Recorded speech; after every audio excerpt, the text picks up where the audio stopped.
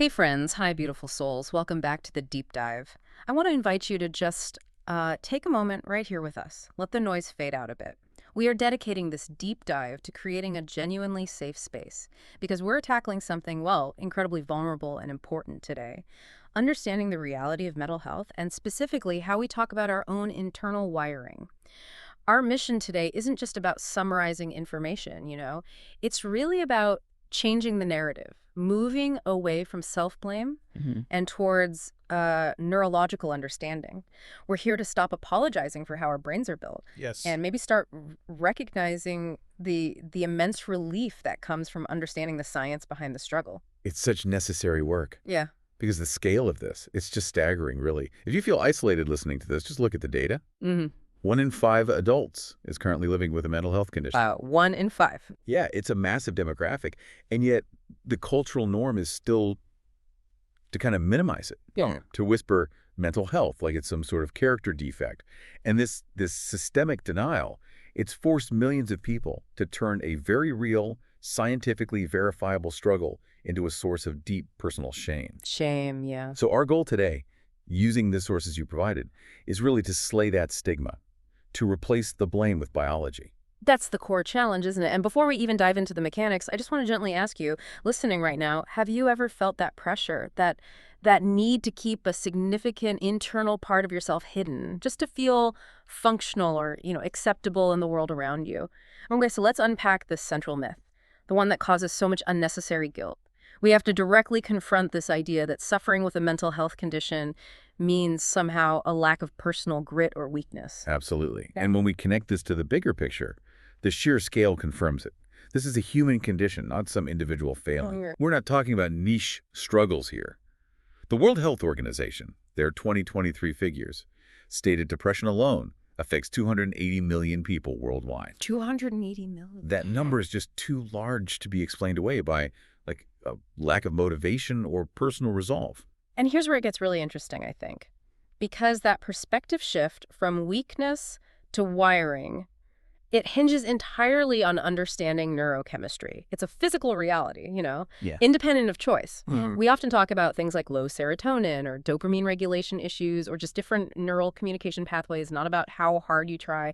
It's about the transmission fluid, so to speak. Right. We found this analogy in the sources, which I thought was great. If serotonin were your Wi-Fi signal, some of us just start out with a much weaker signal strength. Or maybe the router just keeps restarting unexpectedly. Yeah. You can't just willpower a better signal, right? You need to adjust the hardware, the network itself. And that adjustment, that's where knowledge becomes power. We really need to move away from the idea that sheer emotional resilience can fix a complex neurological issue. For example, sources show that treatments, whether they're therapeutic or pharmaceutical, they focus on regulating these specific pathways. Okay. Precisely because they understand the mechanical limitations at play.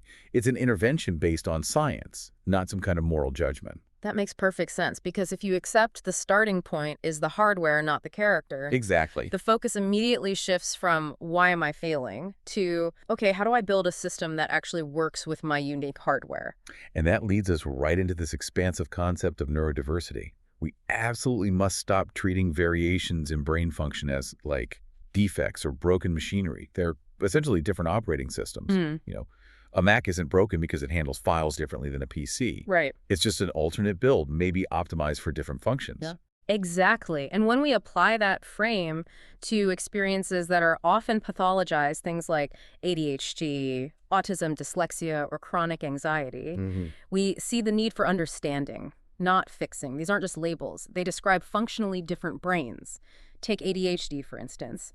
The sources emphasize it's often not a deficit of attention, but rather a difference in executive function and attention regulation. Right, the regulation piece is key. Yeah, it's a brain that struggles maybe to filter incoming stimuli or prioritize tasks in the typical way, but this alternate build can lead to these incredible bursts of focused hyperinterest, which is a massive strength. Totally. But it also makes mundane tasks feel nearly impossible sometimes without specific kinds of support or accommodation.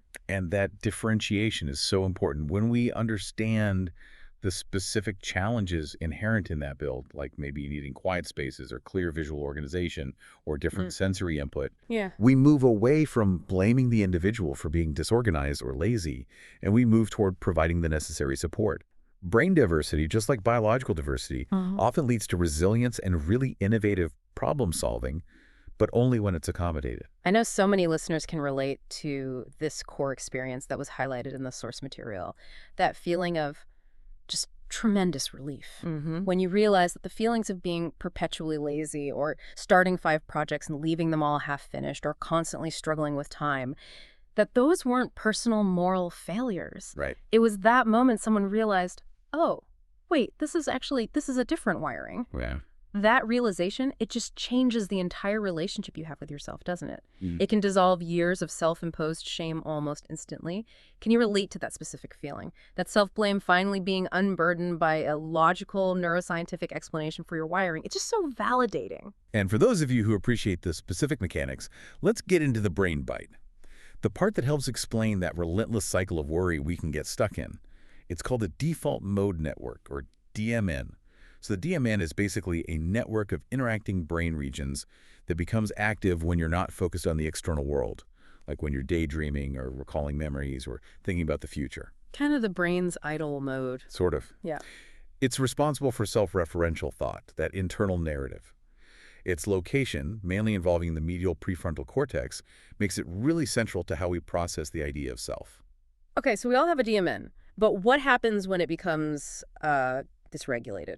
Well, in conditions like anxiety, chronic stress, or depression, the DMN is essentially like an overactive background app that just never closes. Oh, okay. That hijacks your cognitive resources, constantly looping old worries, ruminations, anxieties about the future, and those dreaded should-haves. So the struggle to just stop overthinking isn't simply a matter of choosing to be calmer. It's a neurological network that is genuinely, persistently firing. And that directly counters that philosophy you often hear, especially in corporate or self-help culture, right? Yeah. The idea that you can just choose positivity and solve everything internally. Absolutely. The research suggests the mind isn't actively choosing to spin those negative thoughts in those states. The network itself has kind of taken over and become stuck in this highly activated, repetitive loop. Wow. Understanding that mechanism is power, though, because it shifts the intervention from this, like, battle of wills Yeah. to a challenge of regulating that internal network, maybe through things like focused mindfulness or other structured activities that demand external attention, which can momentarily quiet the DMN. That distinction is so critical. It really depersonalizes the struggle. But the problem isn't just internal, is it? We have to talk about how this personal cognitive drain gets amplified by systemic failures. The moment you walk into a typical school or workplace, you're often entering a system built primarily for a pretty narrow definition of neurotypical functionality. That's right. And that mismatch, it creates incredible personal strain, which is exactly why, according to the APA in 2024, 60% of employees hide their mental health diagnosis at work. 60%. Think about the immense cognitive energy required just to maintain that facade every single day. Yeah, exhausting. That energy spent masking or compensating for a system that isn't built for you. That's productivity lost, creativity stifled, potential wasted. And this societal stigma isn't just morally draining. The cost analysis is staggering. The sources highlight that this refusal to accommodate alternate builds is draining nearly $1 trillion from the global economy every year. $1 trillion? Yeah, due to lost productivity and absenteeism. When we demand conformity instead of embracing diversity, society literally pays this measurable, enormous price. Yeah, figure just turns the whole stigma argument on its head, doesn't it? It really does. It's not just about kindness anymore. It's actually an economic necessity to foster environments that are genuinely inclusive of neurological difference. So what does all this mean for you, the person listening, who has perhaps felt this deep, heavy shame? It means this fundamental validation. It is not your fault for burning out in a system that relentlessly rewards overwork, rigid scheduling, and conformity, Right. while actively punishing difference. Yeah, the sources make it really clear that ableism, the discrimination against people with disabilities, including neurological differences, it runs deep. It's in schools and workplaces that just refuse to adapt, refuse to offer simple accommodations, refuse to recognize that a flexible structure actually benefits everyone.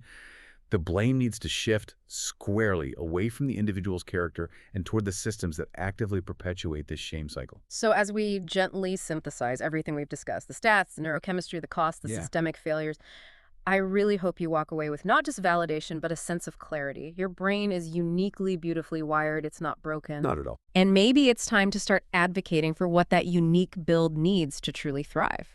And maybe here's a final thought for you to carry forward, kind of provocative. Mm. If the most successful economies and societies of the future will be the ones that effectively harness diverse brain function, Mm-hmm. what specific accommodations, starting today, can you maybe demand of yourself or your environment to stop draining that $1 trillion worth of your own potential? Before we go, we have 3 quick asks for you, our wonderful community. First, I want you to reflect on this sentence we talked about today. I'm not lazy, I'm sane. Fill in that blank with what feels authentically true for you right now. Maybe it's differently wired, overloaded, managing an overactive DMN, or something else entirely. And please, if you feel comfortable, drop your thoughts and feelings in the comment section below. Let's build that understanding together. Second, if you found this deep dive meaningful, please make sure you hit that subscribe button on our channel. We put out these meaningful deep dives every week, and we really want you to be part of the community that prioritizes this kind of insight and conversation. And finally, a quick look ahead. Next week, we're diving even deeper into the mechanics with anxiety's alarm system, why your worries are actually trying to protect you. Should be fascinating. Looking forward to that one. And just remember, you are loved, you matter, and your story isn't over yet.